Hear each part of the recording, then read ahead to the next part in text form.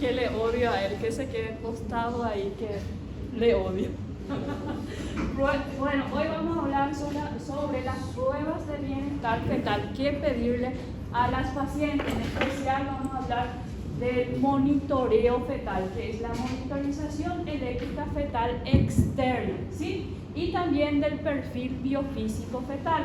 Pero para eso vamos primero a saber algunas definiciones, ¿sí? En especial, ¿qué es el bienestar fetal? ¿A qué llamamos nosotros bienestar fetal? Es el estado de homeostasis fetal que se traduce clínicamente por la percepción de los movimientos fetales y en el trazado del monitoreo fetal por las aceleraciones de frecuencia cardíaca fetal.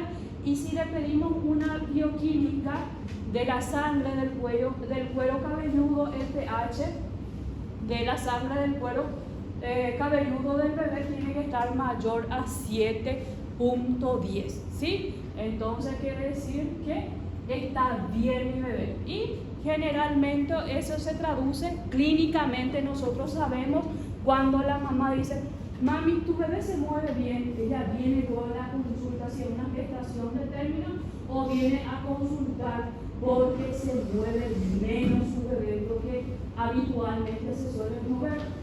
Habitualmente a partir de las 20 semanas las pacientes empiezan a sentir que su bebé se mueve dentro de su panza, ¿sí? Y tiene un movimiento máximo hasta las 36 semanas y de ahí empieza a disminuir porque el bebé crece adentro, ocupa más la cavidad uterina y siente menos el movimiento fetal, pero siempre se tiene que mover el bebé dentro de la panza de la paciente.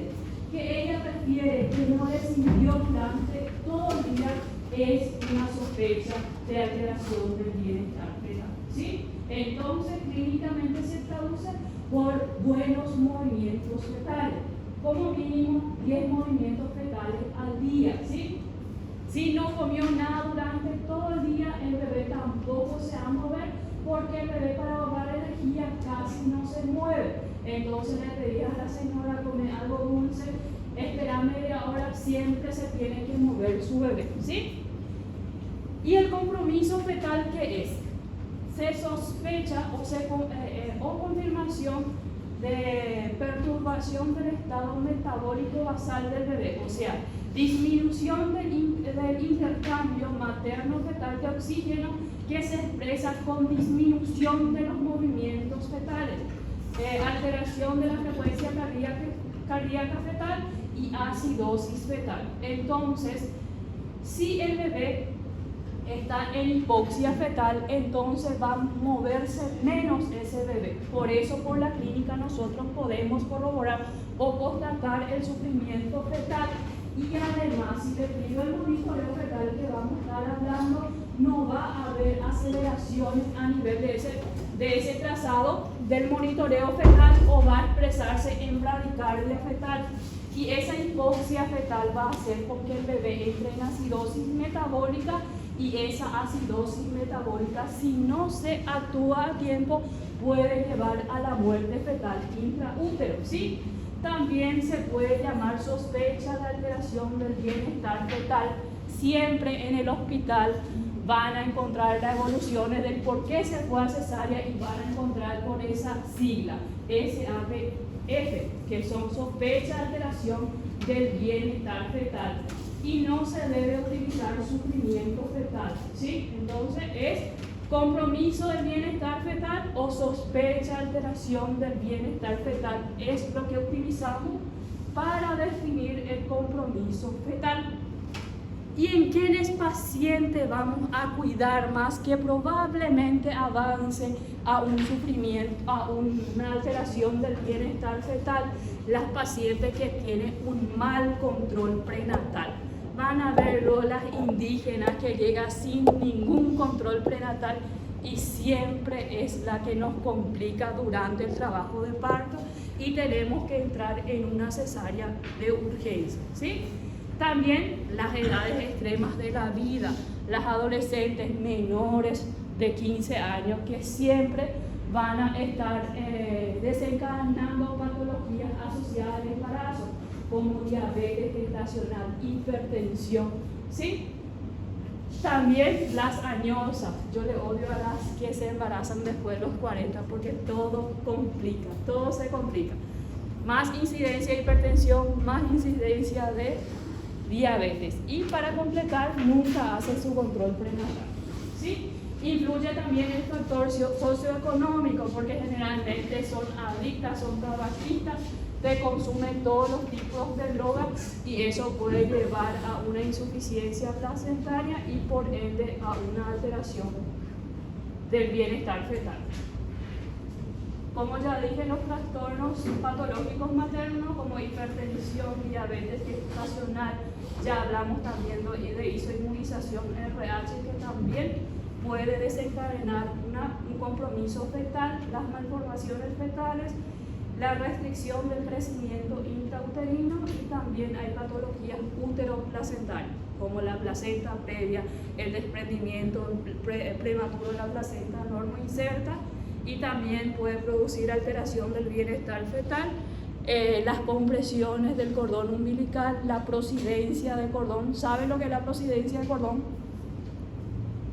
La prosidencia de cordón es cuando la paciente está en trabajo de parto, vos le rompes la membrana amniótica para evaluar el líquido y con eso también viene el cordón umbilical. Y la cabeza comprime el cordón umbilical. ¿Y qué va a hacer eso? Hacer bradicardia fetal, ¿sí? Eso llamamos prosidencia de cordón. También se puede llamar, ¿cómo se dice? Pero no, es la prosidencia de cuando hay la ruptura de membrana.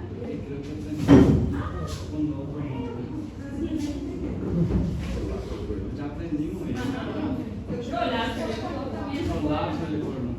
Pero el nombre es prosidencia de cordón. Se le puede llamar también prolapso, pero lo ideal es prosidencia de cordón. Prosidencia.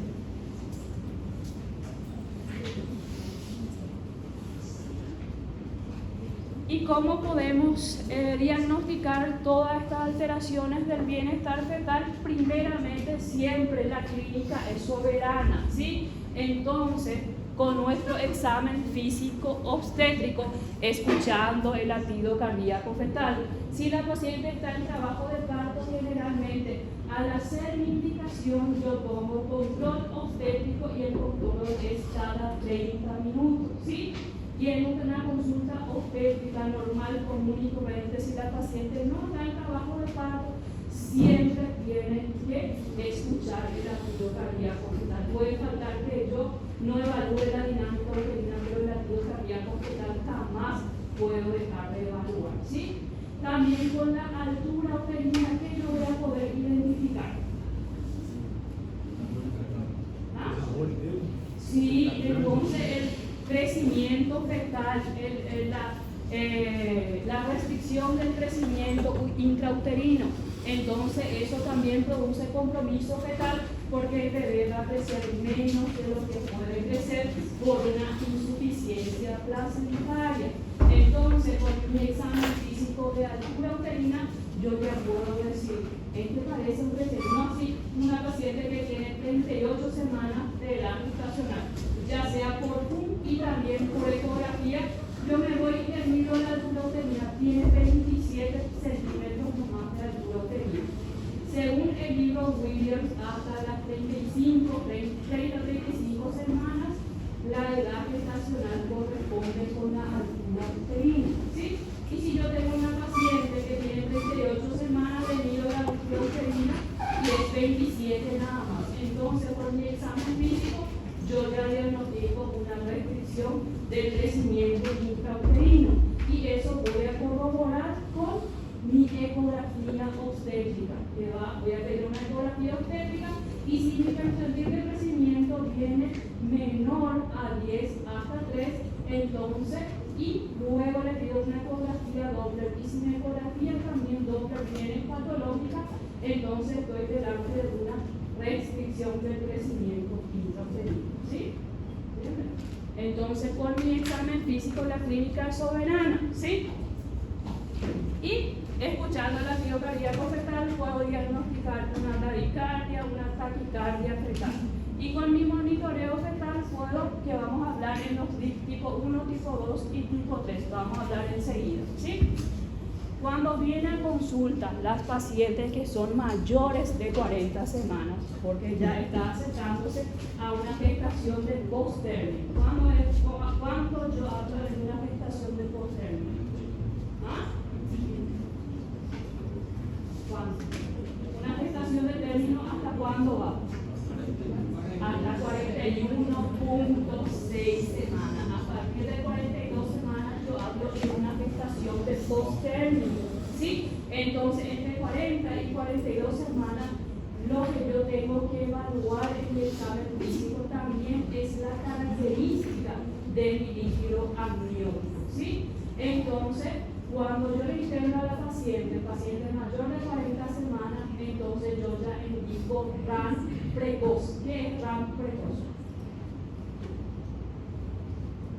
Es la ruptura artificial de la membrana amniótica.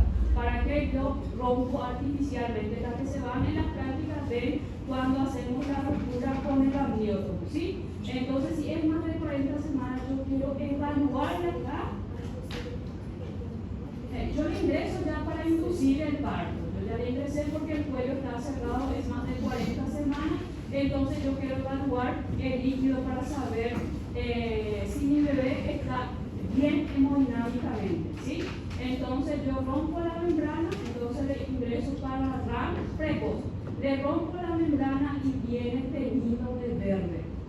Entonces eso es indicación de un compromiso del bienestar fetal, porque por la hipoxia el bebé está en continua bradicardia fetal, le está llegando poco oxígeno al bebé, está entrando en acidosis fetal. Entonces cuando entra en acidosis fetal aumenta el metabolismo del bebé, por ende va a aumentar el peristaltismo del bebé y va a detectar dentro de la panza de la paciente. Por eso la característica del líquido amniótico es verdoso, es teñido de verde.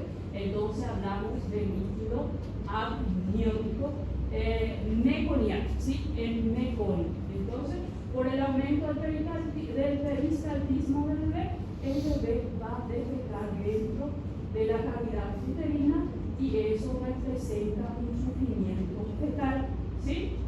Entonces, dependiendo si el líquido meconial es fluido o como un puré, entonces eso me va a indicar más sufrimiento fetal. ¿Por qué? No voy a dejarle que avance con su trabajo de parto, porque cuanto más contracciones, más bradicardia fetal va a producir y va a morir ese bebé dentro de la panza de la paciente. Por eso, con mi examen físico, yo ya puedo diagnosticar mi compromiso del bienestar fetal, ¿sí? Todo es mi examen físico. Y aparte del examen físico, les puedo pedir los métodos auxiliares diagnósticos, que son el monitoreo fetal eléctrico externo, que es comúnmente nosotros llamamos en el hospital monitoreo fetal, que la vez pasada les estuve mostrando a mi grupo, ¿sí? Vamos a hablar de eso. También podemos pedir una ecografía obstétrica con perfil biofísico y Doppler, ya sea de la arteria cerebral media o de la vena umbilical. También con mi ecografía voy a poder diagnosticar la restricción del crecimiento intrauterino, y el método más fidedigno y que va a decir exactamente que mi bebé está en sufrimiento fetal es la función, la toma de muestra de sangre del cuero cabelludo del bebé, pero es un método invasivo que nosotros nunca hicimos. Y lo que más utilizamos es el monitoreo fetal, es el perfil biofísico fetal, el Doppler también utilizamos mucho y no tanto la función del cuero cabelludo. ¿Por qué del cuero cabelludo? Porque él te va ¿ah? ¿Por qué no se hace el cordón? Porque el cordón se hace post nacimiento y yo quiero saber antes del nacimiento para ver si le dejo avanzar normalmente su trabajo de parto o le opero a mi paciente, ¿sí? Si esa función de la sangre fetal viene con un pH menor a 10 Entonces quiere decir que mi bebé está en acidosis metabólica, en acidosis fetal, quiere decir que yo tengo que interrumpir lo más rápido que se pueda. ¿Sí? Yo le voy a dejar avanzar su trabajo de parto, le voy a operar a ese paciente. ¿Sí? Y del cordón lo puedo hacer, pero después que nació ya mi bebé, lo puedo hacer antes, a no ser que yo tenga ahí para hacer una amniocentesis que no tenemos. Generalmente se hace post-nacimiento. ¿Sí? Para la mamá no presenta ningún riesgo. Para el bebé sí. No.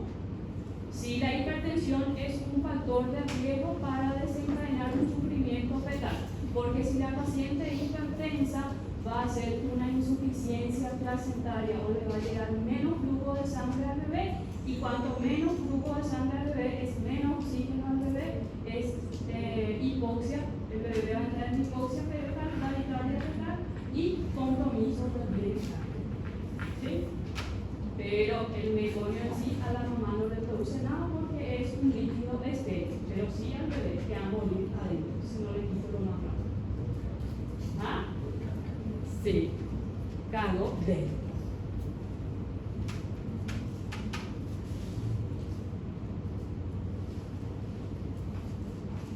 Y vamos a empezar a hablar primero de la monitorización eléctrica externa fetal. ¿Qué es lo que va a evaluar mi monitoreo fetal? Generalmente lo que va a evaluar el monitor fetal, el más antiguo de nuestro que tenemos en el hospital, es un poco más, ya vieron, me imagino, un poco más moderno. El monitor para el monitoreo fetal, ya vieron, el que está en el hospital. Bueno, ¿y qué es lo que él me va a evaluar? Él me va a evaluar el latido cardíaco fetal, los movimientos fetales y también la dinámica uterina. Es como si fuera el electrocardiograma de un adulto, pero nosotros hacemos intraútero en el bebé, ¿sí? Entonces, para que mi paciente se haga ese monitoreo fetal, no tiene que estar en ayuna, por lo menos media hora antes tiene que haber comido o algo dulce o no estar en ayuna, mucho menos fumar. Esperamos lo que la embarazada jamás fume, ¿verdad? Porque si no puede venir alterado.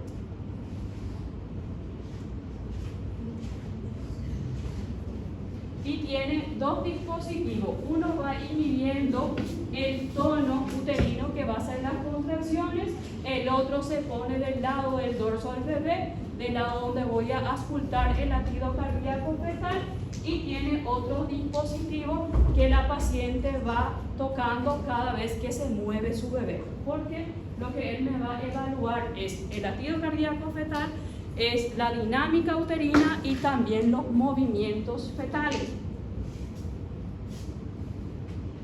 Y del latido cardíaco fetal, ¿qué es lo que me evalúa? ¿Sí? Este es el monitoreo fetal, ¿sí? Entonces dijimos que evalúa la frecuencia cardíaca fetal, el movimiento fetal y la dinámica uterina, ¿sí? Primero va a evaluar la línea de base de mi latido cardíaco fetal, ¿sí? Lo normal de mi latido cardíaco fetal es que esté entre 120 y 160. Por arriba de 160 es una taquicardia fetal y por abajo de 120, por debajo de 120 hablamos en una bradicardia fetal.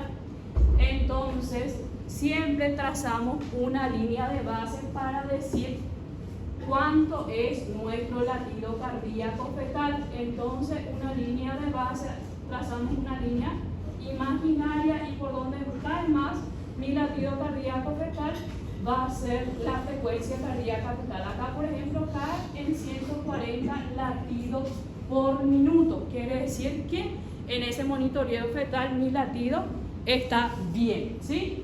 Pero aparte de mi frecuencia cardíaca, tengo que evaluar la variabilidad de esa frecuencia cardíaca. Y la variabilidad puede ser nula, puede ser mínima, moderada, que es la normal, o intensa, ¿sí? Entonces, la variabilidad, miren un poco este trazado. Este trazado. ven que para que tenga una variabilidad tiene que tener una amplitud.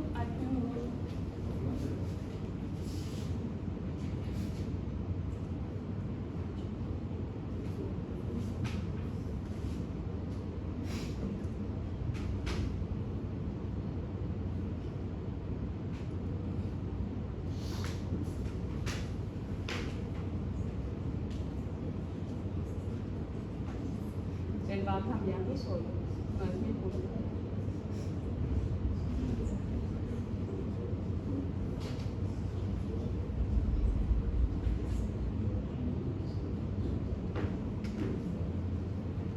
Ven que es el trazado del electrocardiograma está en 140. El latido cardíaco fetal está bien, pero no tiene la variabilidad que tiene que tener, porque ven que es solo como una línea recta. Generalmente tiene que ser así, la variabilidad tiene que tener estas ondulaciones. Y el criterio para que yo diga que la variabilidad está bien tiene que ser de 6 hasta 25 latidos por minuto la variabilidad. Le voy a explicar en que se ve mejor. Cada latido, cada cuadrito de esto, de hacia arriba, representa 5 latidos por minuto, ¿sí? Quiere decir que si mi línea de base está acá en 120 latidos por minuto, acá más 5 va a ser 25 latidos por minuto. Y acá 10, 15 latidos por minuto. Esta variabilidad, estas ondulaciones que tiene que tener mi latido cardíaco fetal, tiene que ser como mínimo mayor a 5, o sea, 6 latidos por minuto hasta 25 latidos por minuto hacia arriba, para decir que mi latido cardíaco es variable. No puede ser, como vimos allá, una línea recta. Esa línea recta me representa una variabilidad silente, quiere decir que mi bebé o está hipóxico o está durmiendo. Me representa una alteración o un compromiso del bienestar fetal. Siempre tiene que tener estas variabilidades. Lo normal es que sea mayor a 6 a 25 latidos por minuto, la variabilidad.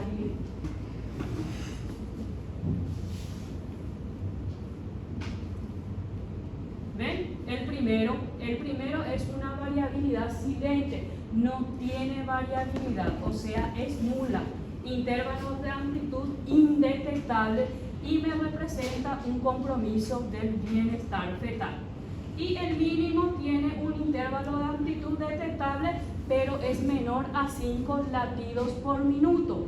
Lo normal es que tenga entre 6 y 25 latidos por minuto.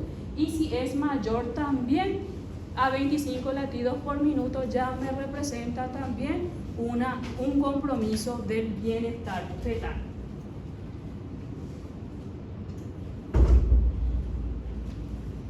Y entre lo normal es esta, ¿ven?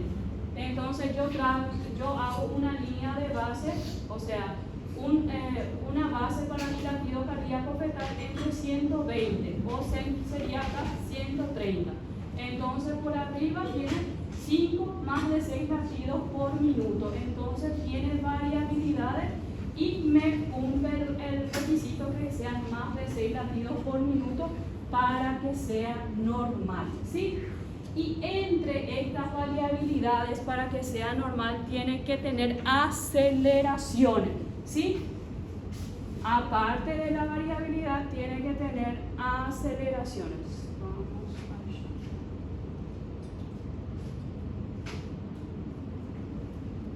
allá. Estas aceleraciones. Una cosa ahí. Estas son mis variabilidades, ¿sí? Quiere decir que no está silente, y aparte, entre la variabilidad, mi latido tiene que tener unas aceleraciones.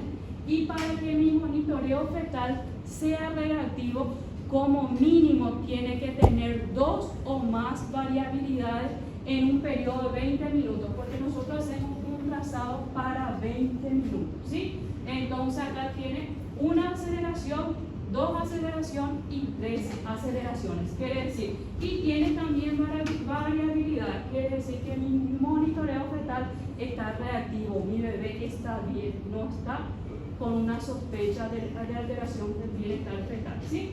Y para que mi variabilidad, o sea, mis aceleraciones estén bien, tiene que tener más de 5 latidos por minuto, más de 15 latidos por minuto, y más de 15 segundos debe durar ese tiempo de aceleración. Entonces acá 5 latidos, 10 latidos, y acá serían 15 latidos. Justito reúne ese requisito, y cada cuadrito me dura 30 segundos. 30 segundos, son 60 segundos, 1 minuto, 2 cuadritos hacia abajo. Entonces me reúne los requisitos que dice que tiene que ser más de 15 latidos por minuto y más de 15 segundos, ¿sí? Entonces acá tiene una aceleración, también, desde mi línea de base tiene 5, 10, 15 latidos. También tiene, desde mi línea de base tiene 5, 10, 15 latidos, justito, y son 3 en un periodo de 20 minutos. Y mi protocolo dice que tiene que tener más de 2 aceleraciones en 20 minutos. Si en 20 minutos no tiene esas 2 aceleraciones o más de 2, entonces yo puedo dejar el monitor que me esté evaluando ahí por más 20 minutos. Le dejo estudiando a ese paciente por 40 minutos. Y si en ese 40 minutos no tiene esa reactividad, entonces quiere decir que mi CTG o mi monitoreo fetal electrocardiográfico es negativo.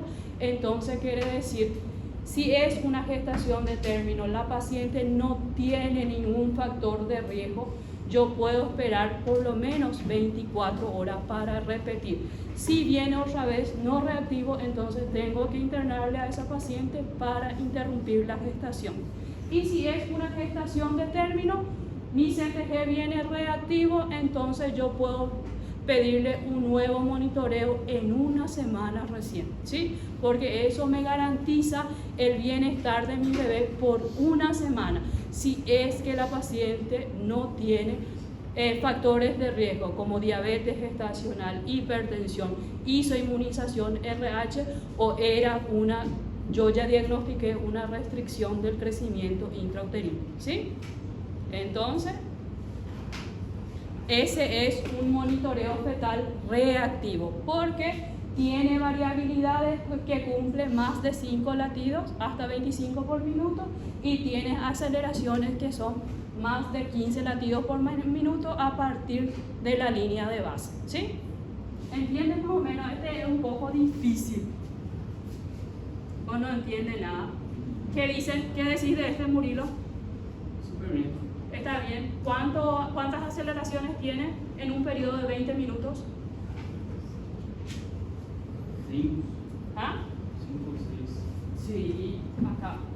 Esta es una aceleración, estas son variabilidades. Veo que es una aceleración, también, y son 6 aceleraciones en 20 minutos. O sea, quiere decir que está muy reactivo mi bebé, esto está súper bien. Y acá que me representa las contracciones uterinas, quiere decir cuánto es lo normal de las contracciones que tengan en 10 minutos. De 3 a 5, hasta 5 contracciones. Entonces, si mi paciente está en trabajo de parto, yo le pongo el monitor fetal. No es necesario que yo esté cada media hora evaluando la dinámica latido que hacen los internos. Allá nuestro monitoreo fetal son los internos, que hacen todito eso.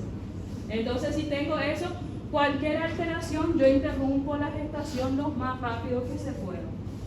¿Qué es el bloque? ¿Ah?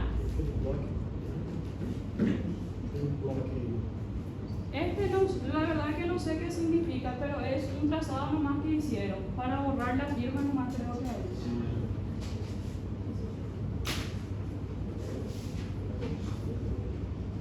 También es un monitoreo reactivo, ¿sí? Tiene aceleraciones, y aparte de esas variabilidades y de esas aceleraciones, puede que hayan también en el gráfico del latido cardíaco fetal esta desaceleración, ¿sí? Entonces hay desaceleraciones que son tempranas y desaceleraciones que son tardías.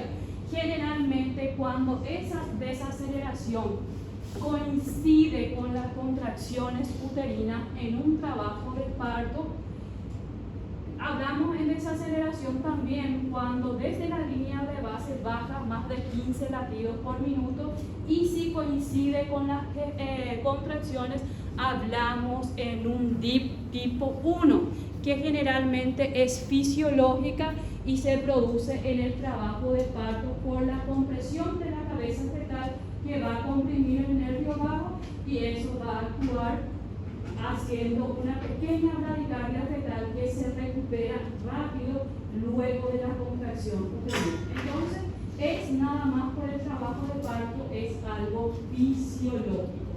No así, vamos a mirar acá la desaceleración. ¿Ven? Esta es la desaceleración. Por ejemplo, acá tiene buena reactividad, pero ¿qué pasa? Hubo una pequeña desaceleración, más de 15 latidos por minuto, y justo coincide con la contracción uterina. Y todito coincide con la contracción uterina. Esto no es para alarmarse, es algo fisiológico si es que están haciendo un monitoreo fetal durante el trabajo de parto, ¿sí? No así el DIP tipo 2, que son las desaceleraciones que se producen luego. Ella empieza a hacer la desaceleración justo cuando hay un pico máximo de contracción, ¿sí? Entonces, mira, cuando hay el pico máximo, él empieza a hacer su desaceleración, ¿sí? La paciente termina su contracción y ella sigue con su desaceleración. Generalmente dura más de 30 segundos el tiempo de esa desaceleración, y este sí es patológico. Esto puede ser generalmente es por una insuficiencia placentaria. Entonces hay que cuidar en las pacientes hipertensas y diabéticas, ¿sí? Cuando entra en trabajo de parto con esa contracción o con la hipertonía que tenga, directamente va a empezar a hacer bradicardia fetal, ¿sí? Entonces no se le puede dejar progresar en un trabajo de parto, hay que interrumpir por una vía más rápida, que es la cesárea, ¿sí? Este sí es patológica y representa una insuficiencia placentaria. ¿Ven ahí? Justito cuando va terminando mi contracción, ella empieza haciendo una desaceleración, ¿sí? Y a eso llamamos DIP tipo 2. Y todo eso yo puedo evaluar en mi monitoreo fetal, ¿sí? Como le dije, representa una insuficiencia uteroplacentaria, puede aparecer por una actividad uterina excesiva, que es la hipertonía uterina. También hay que cuidar en enfermedades maternas como la hipertensión, la diabetes o paciente que tenga alguna insuficiencia vascular. Y están aparte en las desaceleraciones tardías, están también estas que son desaceleraciones variables, ¿sí? O tipo 3, ¿sí? Entonces vos vas a constatar, puede ser antes de la contracción, durante la contracción o después de la contracción, la paciente está haciendo una desaceleración o una bradicardia fetal. Y esto generalmente también es patológico porque se produce por una compresión del cordón umbilical. Puede ser por la contracción, la paciente tenga poco líquido con las contracciones, entonces va comprimiendo el cordón umbilical y por eso va produciendo la bradicardia fetal, ¿sí? Y este es lo que yo le expliqué hace rato, si el monitoreo es reactivo, no tiene DIP 1, no tiene DIP 2, no tiene DIP 3, la paciente no está en trabajo de parto, no tiene factores de riesgo, el monitoreo fetal es reactivo.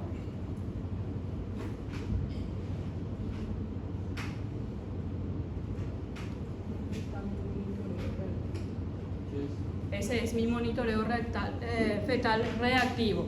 Entonces no tiene ningún factor de riesgo, no tiene ninguna patología. La paciente está de 38 semanas. Yo, como la paciente es muy ansiosa, entonces le pedí un monitoreo fetal para tranquilizarme y ver si la paciente llega hasta sus 40 semanas. Entonces, si está todo normal, en una semana recién le vuelvo a repetir. No así una paciente, por ejemplo, que tenga restricción del crecimiento intrauterino. Yo diagnostiqué eso y no quiero interrumpir porque la edad gestacional todavía es menos de 37 semanas. Entonces voy haciendo un control cada 72 horas con mi monitoreo fetal. También con mi ecografía Doppler. Si algo se altera, tengo que interrumpir la gestación, ¿sí?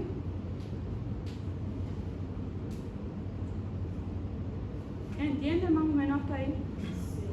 Si ven un monitoreo, ya van a actuar. Bueno, en los embarazos muy prolongados, nosotros generalmente no esperamos lo que la paciente de 41 semanas ya le ingresamos y le hacemos ya sea la inducción o la conducción del parto. Pero hay médicos y médicos que le piden monitoreo y dejen hasta que ella entre en trabajo de parto, ¿sí?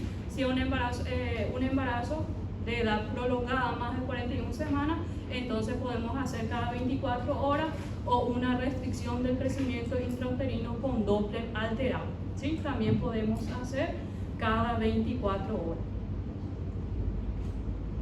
Bueno, el otro estudio, aparte de mi monitoreo fetal, está el perfil biofísico fetal. ¿Qué es lo que me va a evaluar mi perfil biofísico fetal? Mi perfil biofísico fetal es la suma de mi monitoreo fetal y más una ecografía obstétrica, lo que yo tengo que hacer, ¿sí?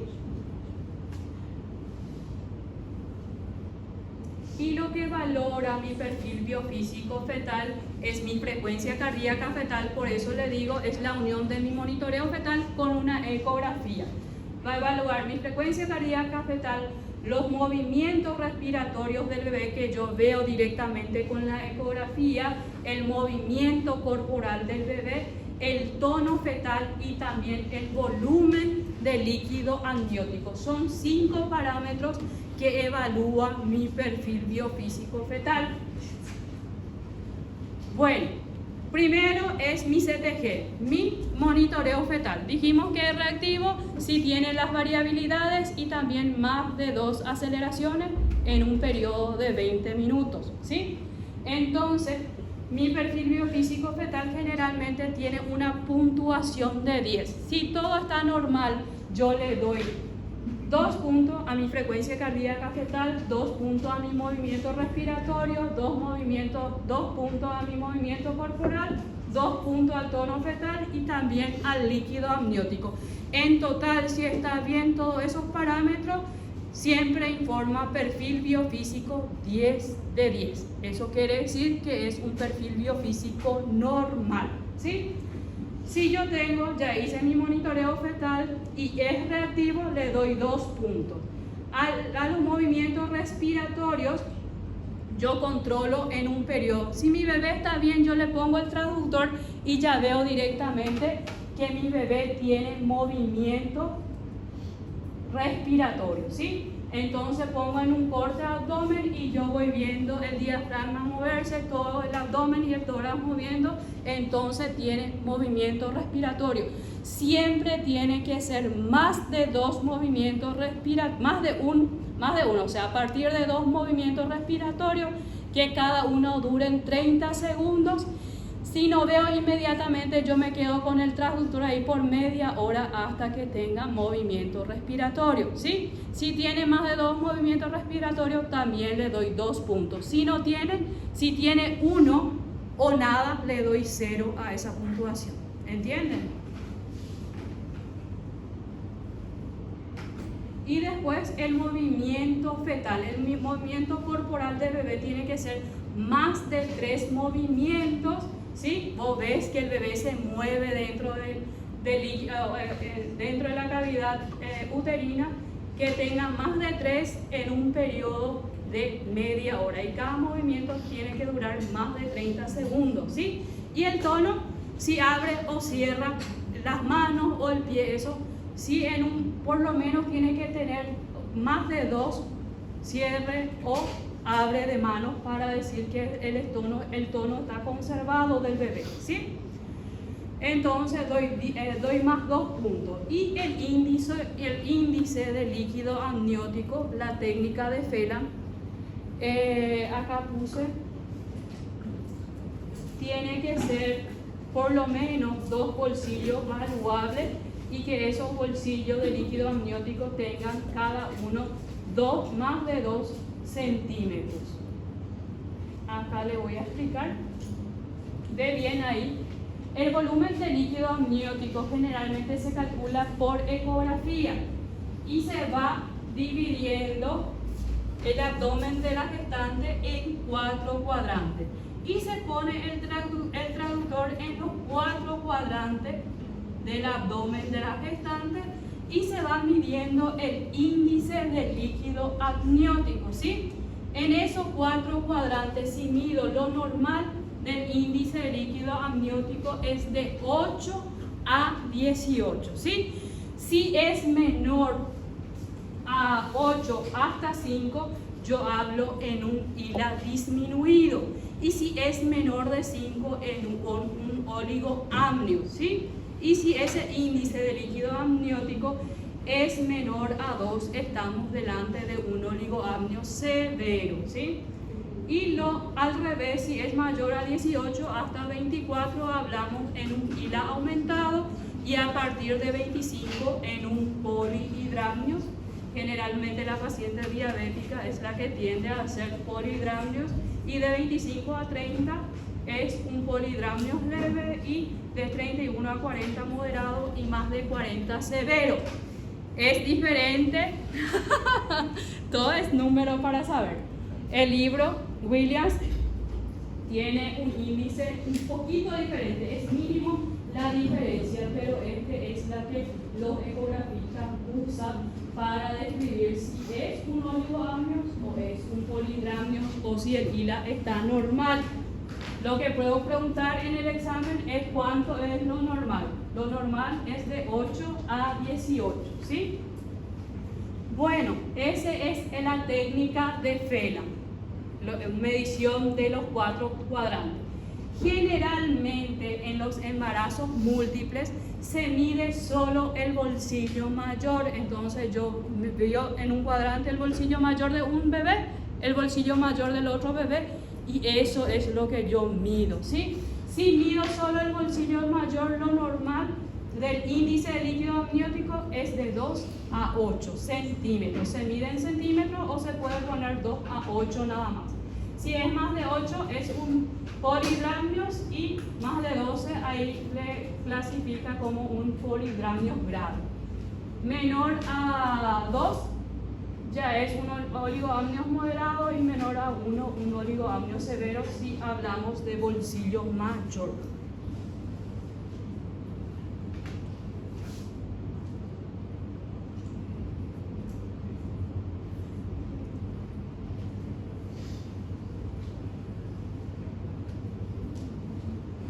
Bueno, entonces si reciben un perfil biofísico y el informe es 10 de 10, o sea, tiene buen monitoreo fetal, la reactividad cardíaca está normal, tiene 2 puntos, tiene buen movimiento respiratorio, tiene buen movimiento corporal, tiene buen tono y el índice de líquido amniótico está mayor a 2. Entonces le dio 2 puntos a todito, la suma total fue de 10. Quiere decir que mi perfil biofísico está súper bien.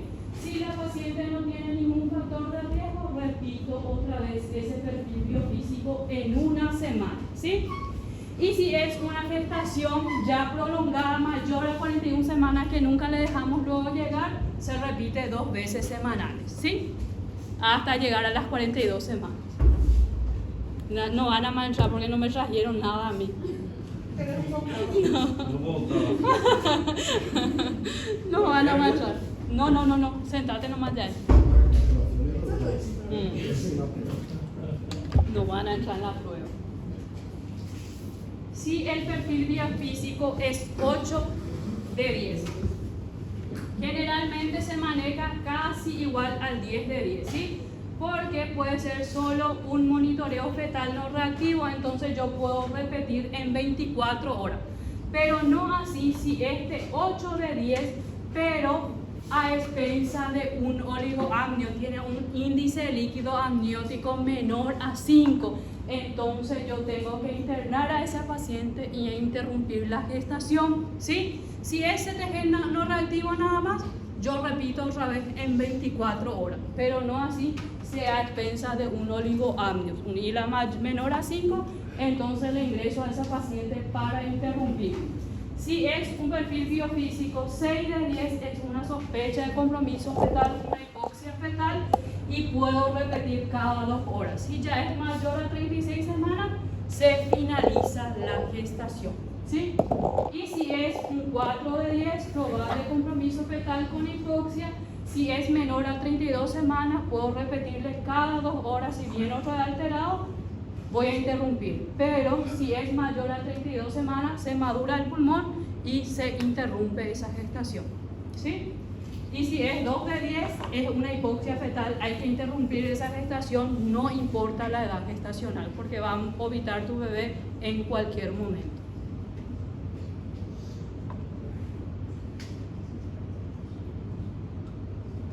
¿Qué es?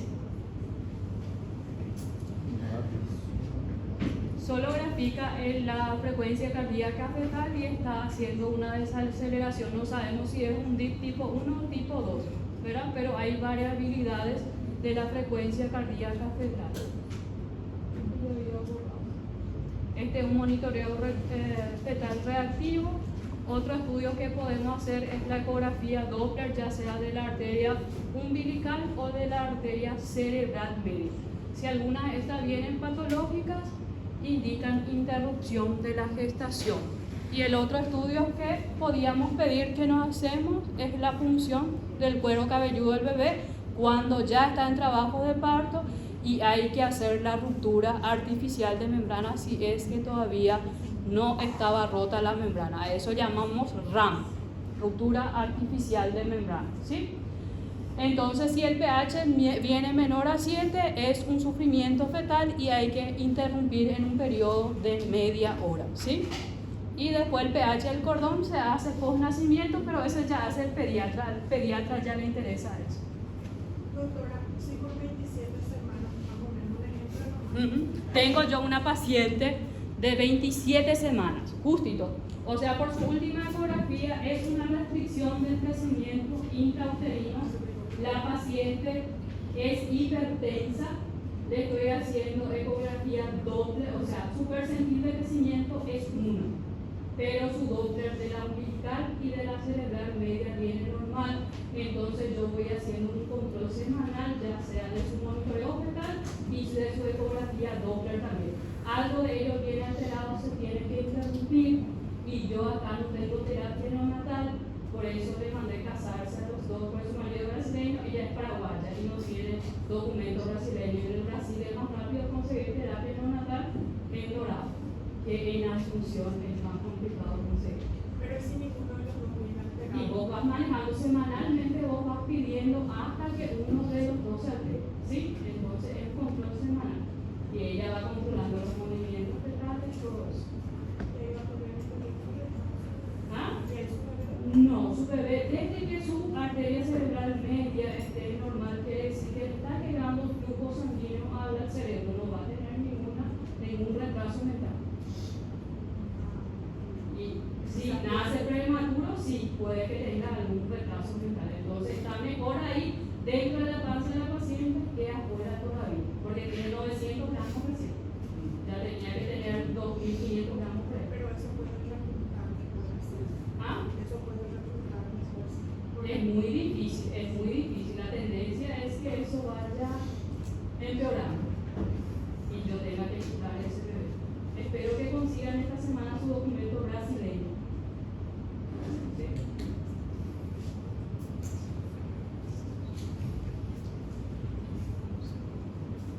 Y hasta ahí la clase de hoy. ¿Viste que le dije que era 10 minutos? Deu 49,50.